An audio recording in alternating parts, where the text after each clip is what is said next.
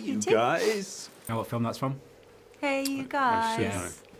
Baby Ruth. Is that right? From the Goonies. Hey, you guys from the Goonies. See, I know what that is. There we go. Guys, congratulations on the show. Thank you. Thank you. First off, I wanted to start with you guys. I mean, streaming has become such a big thing. Where do you guys sit on binging versus watching an episode every week? Because I'm a bit old school. I quite like the one a week kind of deal, whereas people like to just sit and watch a whole series in one afternoon. Where do you guys, what's your viewing habits? I think I really feel like I want ownership over my show now, and I want to watch it when I want to watch it. And I get very angry when I'm not allowed. Yeah.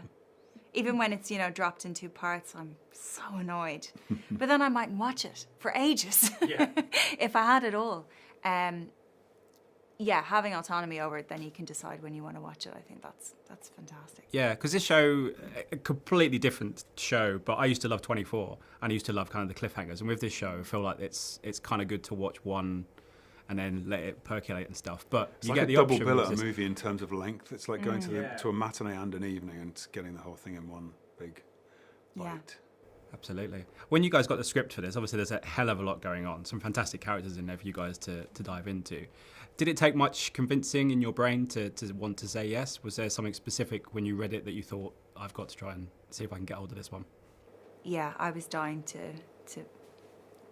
be a part of it the second I read the scripts. As I was reading the scripts, I almost was like turning it with dread, going, this is just getting better and better. I can't not unsee it now. I need to try and be a part of it. So, yeah. Convincing. There's a lot in there, isn't there? Particularly, I mean, you've done a lot of these you've done big movies, you've done small movies, you've done other TV shows and stuff like that. This one feels like did you feel like it was something different, like a string you hadn't? Yeah, very before? different. And actually, people approached me about this like you would approach a horse, slightly from the side, like trying not to scare you because The carrot. the carrot, because of the subject matter. But weirdly, it was everyone else's trepidation, and I was like, "What's the problem?" They're like, "Oh, it's going to be quite revealing." I was like, "Well, let's just look at the story and the idea of." It's always appealing when a character is going to be kind of torn apart or stress tested. I've put a lot of violence on screen in my life, but I haven't really touched too much on the area of human infatuation, and I was really interested in it. Yeah. And I've received a lot of violence on screen, so it was fantastic to be the architect of that kind of consensual world. So that was fun. Yeah, it feels like these series are kind of a gateway back into. I remember in the 90s when I was a teenager, there was a lot of these kind of, people call them erotic thrillers, but they had great characters and great stories. One of the best ones is Basic Instinct, where Michael Douglas was a big star, but he was so drawn to the character and everything else. Can you see why it still has an appeal particularly for adults? Because even though there's intimate moments, the story and the character and the kind of gripping nature of it is quite compelling. Yeah, the forbidden, the road not taken, to live your fantasy.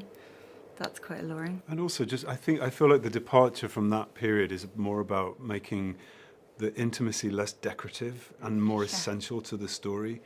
It is something that, and I mean, not this particular circumstance, but infatuation and overwhelming feeling is something that most of us may experience in our lives. If you don't, we're sort of hoping that person comes along, but hoping that it's the right person that you're allowed to be in a relationship with, because this is so forbidden. Yeah.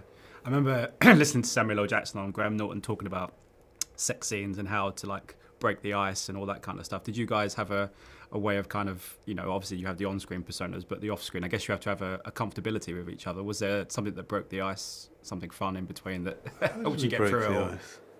Was it a conversation about cheese? Probably. I think we were quite hungry, and we were talking about interior design and cheese. They were our icebreakers. Yeah, our love of French cheese. Yeah, we there was an intense week of physical acting, wasn't there? Yep. And then Friday night we were both given, Lisa and Glenn, our directors, they're incredible. Cheese box. They gave us cheese boxes, so we ran home. I didn't even get home. Mine was open in the car on the way. You brought yours to your brother's house, didn't you? I did. What was the favourite in the cheese box? Something stinky, I think. Of course. Pungent, It's the best cheeses. Just, Yeah. just finally before I go, obviously people have obsessions, and this is a TV show. I know people obviously done this more during lockdown. Have you got a show that you've had that you've been obsessed by that you've had to consume, whether recently or over the years? Because again, for me, when I used to watch 24, I couldn't wait a week. It was just like I was just so obsessed with trying to find out what was going on. Have you had that recently? Did you binge something during lockdown that became a bit of an obsession? We did, and then I realised so many people did it too. Breaking Bad. I'd watched it years ago, and then we watched it, and then we watched Breaking Bad, and then we started Better Call Saul, and yeah, that was great. That was amazing. It's quite a journey during lockdown. Yeah. I think mine was Schitt's Creek. Oh my God, I love that And show. I'm actually rewatching Honestly. it again for the third time. It's so good. Have you watched Only never Murders in the Building? I told you. Oh, yeah. Watch it. Yeah. It's really What was that good. one you sent me with the dog in the stilettos? Oh yeah. That's we bonded over Bowfinger. that. Bowfinger. Yeah. Bowfinger, brilliant. Yeah. That's Brilliant. classic. I Only- texted you a picture of the dog in the shoes and you went, I knew you'd love that moment. See, that's Only Murders, and now season 3, Meryl Streep's in it. So that's how Okay. how Come big on. it's become. Alright. So that's Sold. your next one. And your friend Amy. Okay, sold. Sold. There you go, guys. Lovely to meet you. Lovely to meet you. Ladies and gentlemen, you're watching Hey You Guys! Hey, you guys, huh? Hey, you guys. Is that from the Goonies? It is indeed, yeah. Nice. Hey,